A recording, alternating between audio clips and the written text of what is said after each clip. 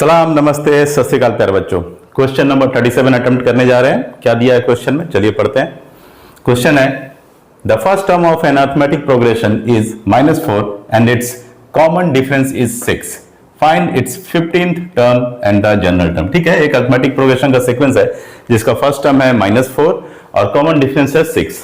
तो हमको बोल रहा है कि उस अरिथमेटिक प्रोग्रेशन का जनरल टर्म निकालो, यानी nth टर्म निकालो और 15th टर्म भी निकालो। ठीक है, तो फर्स्ट टर्म तो दिया ही हुआ है, कॉमन डिफरेंस भी दिया ही हुआ है, तो सबसे पहले हम क्या करेंगे, इसका जनरल टर्म निकाल लेंगे, यानी nth टर्म निकाल लेंगे। nth टर्म का मतलब n के फॉर्म में हम एक टर्म फाइंड आउट करेंगे जिसको हम nth टर्म बोलते हैं। ठीक है, nth टर्म निकाल लेंगे। उसके बाद हम क्या करेंगे, जब nth टर्म निकल जाएगा तो n इक्वल टू 15 पुट कर देंगे तो 15th टर्म निकल जाएगा। ठीक है, तो चलिए स्टार्ट करते हैं सॉल्व करना। Given first term a is equal to -4, okay, and common difference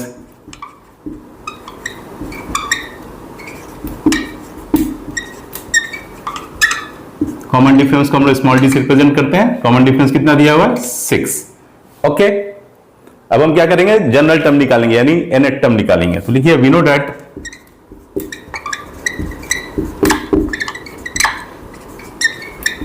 general term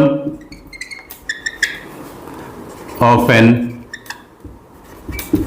AP is, क्या होता है जनरल टर्म, nth टर्म का formula an is equal to a plus n minus 1 into D, यही होता है।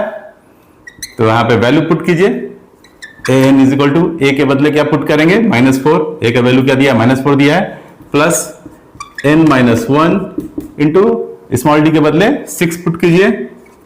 अब इसको सिंप्लीफाई कीजिए तो -4 प्लस 6n माइनस 6।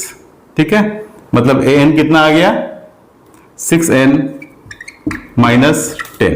ठीक है, सो हेंस जनरल टर्म,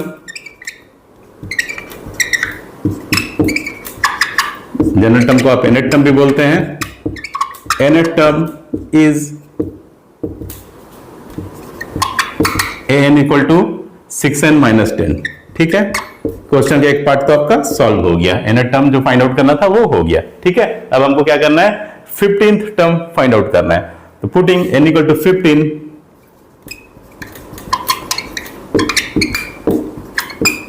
इन nth टर्म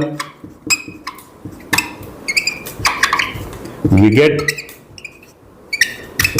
ठीक है, n इक्वल टू 15 पुट करना है, a 15 क्या रिप्रेजेंट कर रहा है, 15 टर्म। ठीक है, सेम फॉर्मूला में डालिए। ठीक है, nth टर्म क्या आया, 6n माइनस 10 है। ठीक है, तो 6 n के बदले 15 माइनस 10। ठीक है, कितना हो गया ये, 90 माइनस 10 मीन्स 80। ठीक है, हेंस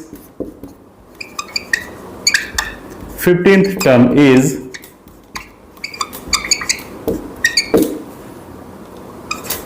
80। ओके, क्लियर, यही सॉल्व करना था। जब भी ऐसा क्वेश्चन आए, फर्स्ट टर्म दिया हुआ हो, कॉमन डिफरेंस दिया हुआ हो और बोला जाए कि nth टर्म फाइंड आउट कीजिए और कोई particular number term find out कीजिए, जैसे यहाँ पे 15 टर्म फाइंड आउट करने बोला है, तो उस केस में सबसे पहले आपको nth टर्म फाइंड आउट कर लेना है, यानी nth टर्म मतलब n के टर्म में एक टर्म आपको फाइंड आउट कर लेना है, सबसे पहले वो करना है। उसके बाद जो टर्म पूछा है, जैसे यहाँ 15 टर्म पूछा है तो वहां n इक्वल टू 15 पुट कर दीजिए, जो n टर्म निकला है उसमें डाल दीजिए n इक्वल टू 15 और जो वैल्यू आए वही वो पर्टिकुलर टर्म होगा। ठीक है, तो बड़ा ही सिंपल है, आप इसकी स्क्रीनशॉट लेना चाहते हैं तो ले सकते हैं। उसके बाद हम लोग चलेंगे क्वेश्चन नंबर 38 में।